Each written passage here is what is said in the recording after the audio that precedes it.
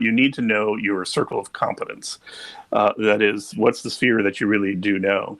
And there is a difficulty in knowing when you're stepping outside of that circle of competence because uh, often what people aren't aware of, and there's no reason to expect that they're going to be aware of, is when they move to a different field, that there's a different set of skills or a different set of knowledge that they need to know.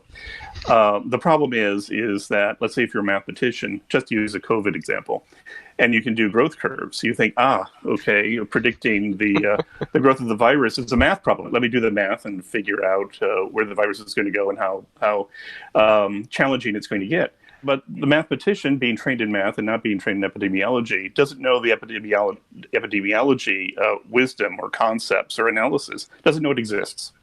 Mhm. So it's easy to over-apply the math because the math is plausible. It is part of the problem, but not recognize that it's only part because you have no clue about everything else that's relevant.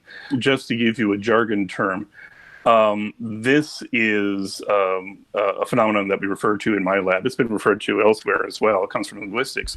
The phenomenon we call is hypocognition, which is that there are concepts, there are analyses, there are ideas that are out there that are relevant, and you have no idea they exist.